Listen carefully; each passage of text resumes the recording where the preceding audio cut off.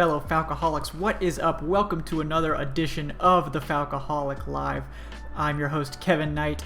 On today's episode, we're going to break into one of the hottest topics of the 2020 season, which is what are the Falcons going to do with Matt Ryan going forward? You know, all of us here on the show are pretty staunch Ryan defenders, and we've tried to make it clear to people that Matt Ryan can't really be gotten rid of anytime soon, at least not in the 2021 season.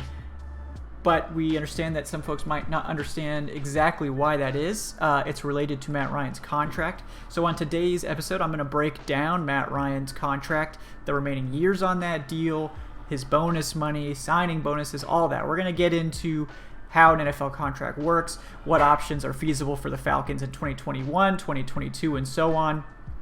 And then also, you know, take a look at what the Falcons should be doing going forward with Matt Ryan's contract and potentially some other ones. So we're going to go right into that, and I'm going to start off by breaking down the structure of a contract to give you guys an idea of how it works, and then we're going to jump right into Matt Ryan.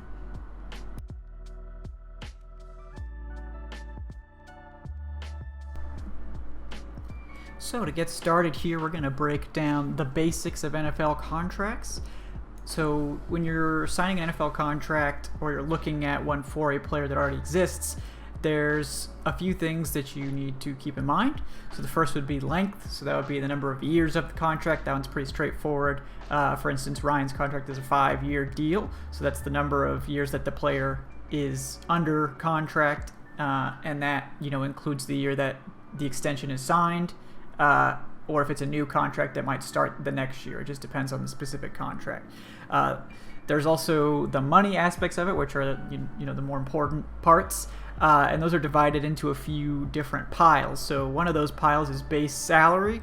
That is paid out on a per game basis, and it may or may not be guaranteed.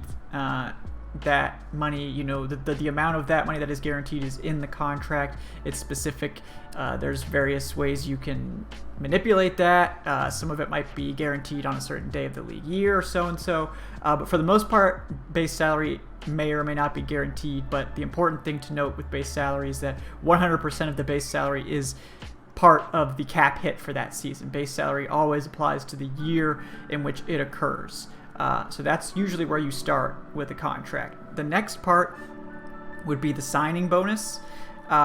Generally, signing bonuses matter a lot more for big-time contracts. So in Matt Ryan's case, he received a $46.5 million signing bonus, which is a lot. Signing bonuses are very popular in today's NFL because a signing bonus is kind of something that works for both parties, that both parties like. So a signing bonus, as the name implies, is given to the player immediately upon signing the deal. So the player obviously likes that. They get a big pile of money. The signing bonus is obviously 100% guaranteed because when you sign the deal, you get it. Teams, in order to entice teams to give out signing bonuses to players, the NFL allows the signing bonus to be prorated over the course of the entire contract. So what that means is that signing bonus gets spread over each year of the contract. So that can help teams that are tied up against the cap actually reduce the cap hit of a player by giving him a big signing bonus. But the downside of that is it makes the player more difficult to cut or move on from later in the contract, because in the case of Matt Ryan with that really large signing bonus, that money is now split over the course of every subsequent year in the deal. So that it's kind of a double-edged sword, but it can be used effectively, and we've seen a lot of teams, you know, use it very creatively to get players under contract when they don't really have very much money. There are other bonuses to be aware of. For instance, Matt Ryan's contract has a roster bonus. That is a bonus given to a player on a specific date if he is on the roster. There are various option bonuses and injury bonuses. There's a lot of things like that. There's obviously incentives, which are, you know, if a player does X, then he gets, you know, Y amount of money. So there are various other bonuses, but for the most part, you just need to know about the signing bonus and then any other specific bonuses for that player's contract. In Ryan's case, it's mostly the roster bonus and signing bonus that we're going to be looking at. And then guaranteed money is another thing to touch on. Like we mentioned, the signing bonus is guaranteed, which means that the player will get it no matter what, including if he's cut. There are various other ways to guarantee money. Like we mentioned earlier, base salary can be guaranteed. Usually a percentage of a player's base salary is guaranteed. Roster bonuses, once given, are guaranteed, but they're really not guaranteed until that time. So there are various ways to guaranteed money, but the thing about guaranteed money that you really need to know is that it all counts against the cap, and you have to pay it out even if you cut the player. So that can make cutting players more difficult depending on how much guaranteed money they have. And just to clarify for people that don't know, the NFL does not have fully guaranteed contracts. So for instance, Matt Ryan's 5-year, $150 million contract, only $94.5 million of it is guaranteed, and not all of that is even officially guaranteed. Like if he were to be cut before some of those guarantees kicked in, he wouldn't get all of it. So it's very different from like the NBA or some other leagues.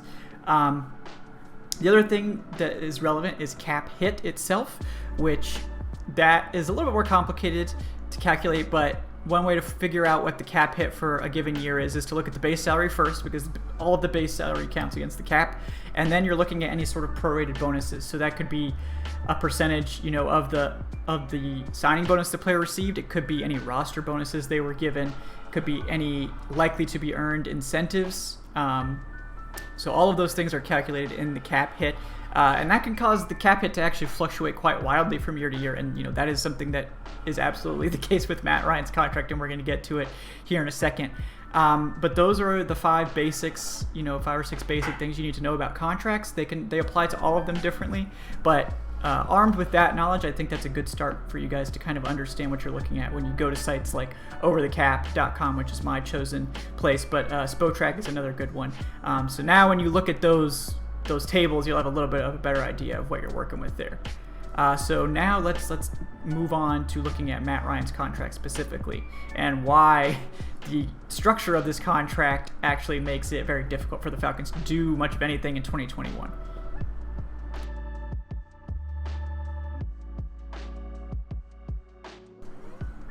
Okay, so now we're going to take a closer look at Matt Ryan's contract specifically. So it's a long contract. It's a big contract. It made a lot of headlines when it was signed, obviously. Just to show you, how contracts age and how they end up looking like maybe they're a good deal later on. At the time when this was signed in 2018, Matt Ryan was the highest paid quarterback in the NFL, and now only 3 years later, Matt Ryan is 10th. He's the 10th highest paid quarterback, which is a lot more appropriate for his, skill level, especially at this point in his career. So the total value is very fair, I think, for Matt Ryan. The bigger issue is that the cap hits in this contract accelerate a lot towards the end. So we're going to take a closer look at that. But the basics of the contract are: it is a 5-year deal that Ryan signed in 2018. The first year of the extension actually takes place in 2019. So that is when the new contract officially takes hold. It does include some prorated bonus money from his previous deal, which is why if you look at the contract on Over the Cap, you'll notice that those prorated bonuses are higher than they should be, among other factors. But it is a 5-year deal beginning in 2019, and it goes all the way through the 2023 season. The total value is $150 million, assuming every dollar was paid out. Probably not going to happen, but that's the total value. And it contains approximately $94.5 million guaranteed altogether, and that includes the aforementioned $46.5 million signing bonus. Also important to note with this contract, Matt Ryan did restructure the deal in 2020. That was to free up cap space for this season.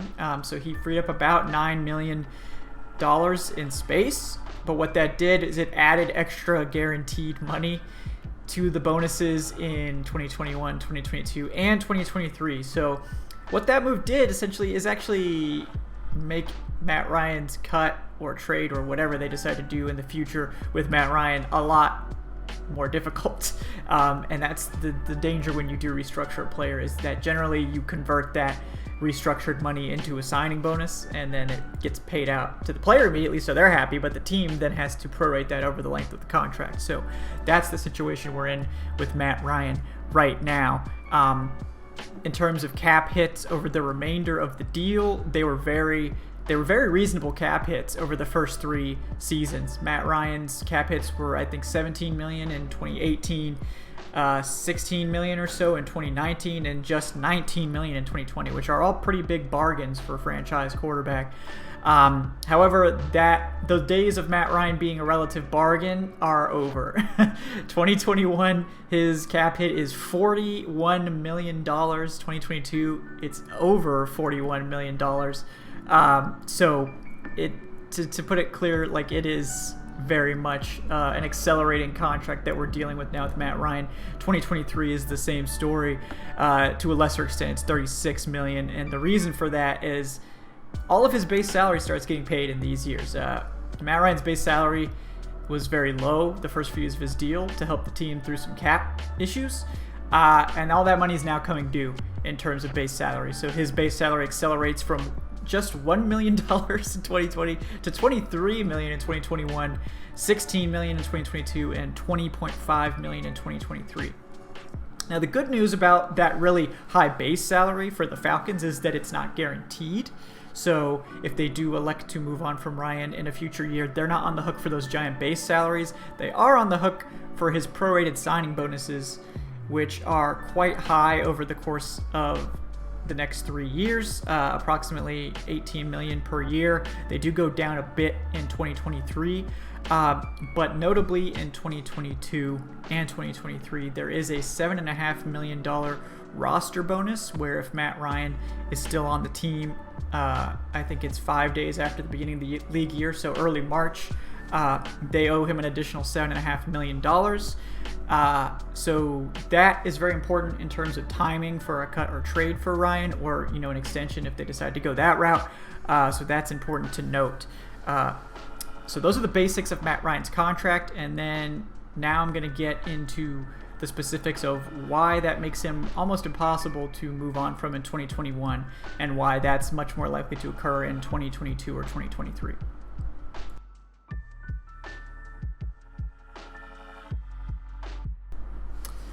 Alright, so now we're going to get into some of the details of why Ryan is basically impossible to cut or move on from in 2021, and why 2022 and definitely 2023 are potential places where the Falcons can have some flexibility with Matt Ryan. So first of all, Ryan carries a nearly $50 million dead cap charge in 2021.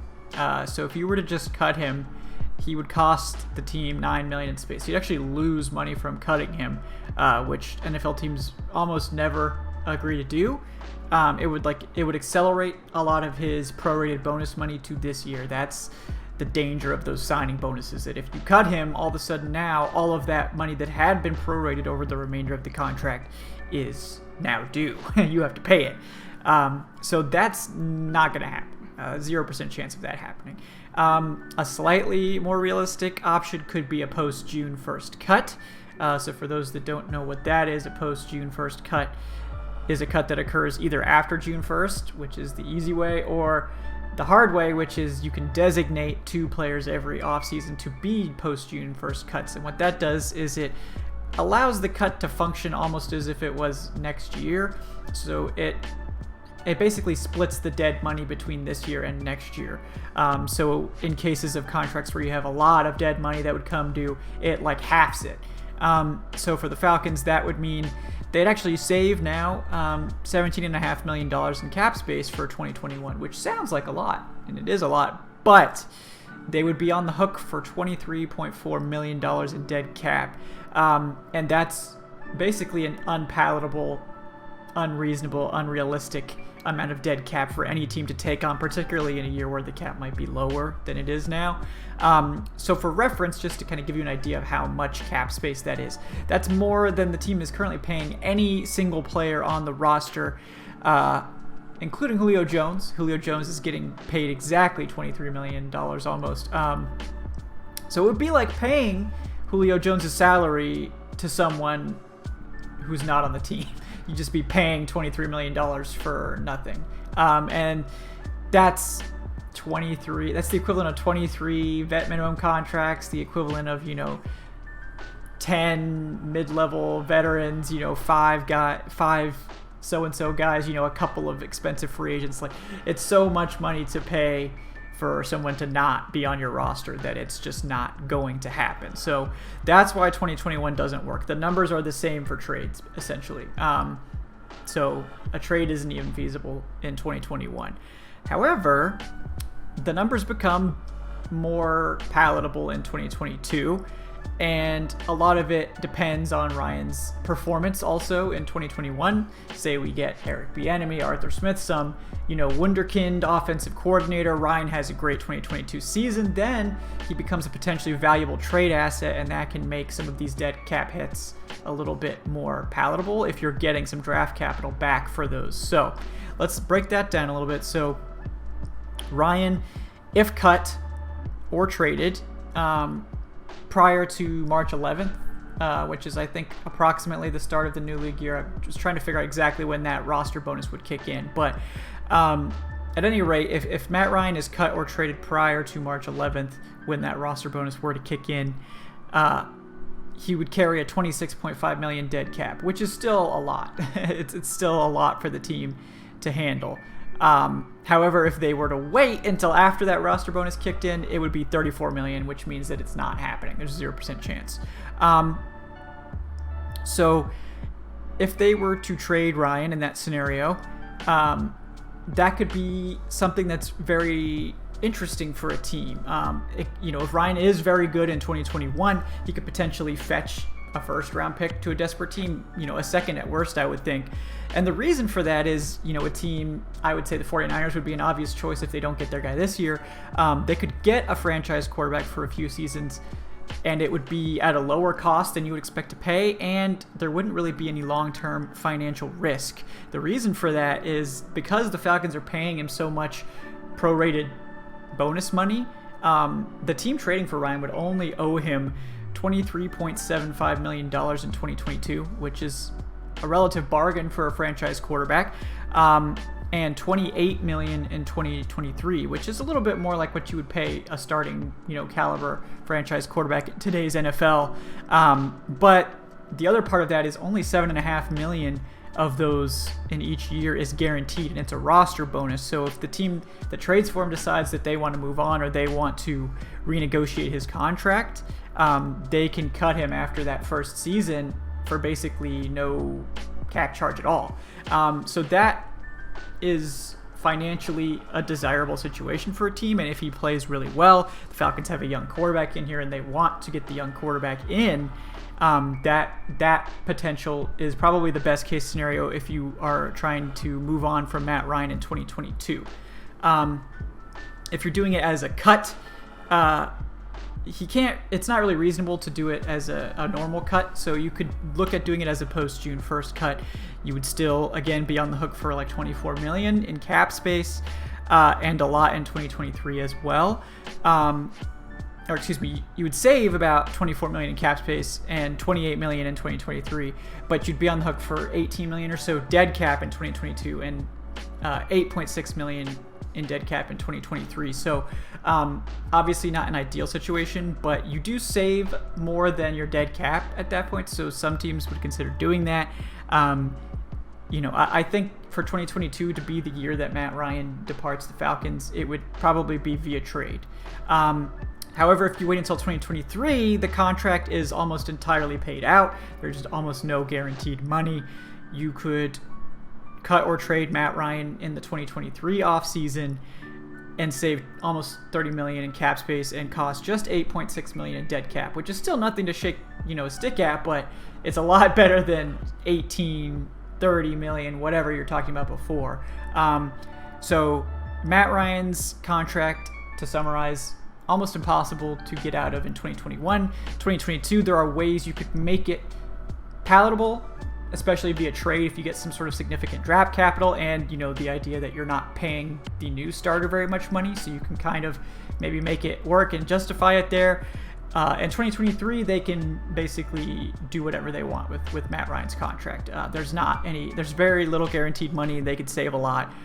So 2023, they'll probably either love what they're getting from Matt Ryan and sign him to an extension, or they'll cut him and go to a new guy. So that is the basic explanation of why the team has to wait until at least 2021 to move on from Matt Ryan. Well, folks, I hope you enjoyed our Matt Ryan contract breakdown show. I know this is pretty nerdy, pretty numbers heavy. I know a lot of folks enjoy that. Some folks might not, but I wanted to make sure the information was out there, that it was broken down clearly, so folks can really understand the intricacies of Matt Ryan's contract and why we, go on and on about why he's so hard to get rid of in 2021, because he's very hard, as you can see. So we appreciate you guys for watching and tuning in. Just some quick reminders, if you don't mind. If you enjoyed the video, please like, please subscribe to the channel. We have other shows on Wednesdays at 8:10 p.m. Eastern. That's where we do our live shows. It's a lot of fun. We also do shows immediately following Falcons games, obviously on Sundays usually, but other days as well. So check us out there. If you are interested in helping support the show on Patreon, the link to the Patreon is in the show description. We also have a Falcons fan Discord now set up, so we've been having a lot of fun in there, particularly on game day, so check out the link to that as well. But otherwise, guys, thank you so much for tuning in, and we will see you next time here on the Falcoholic Live. Thanks.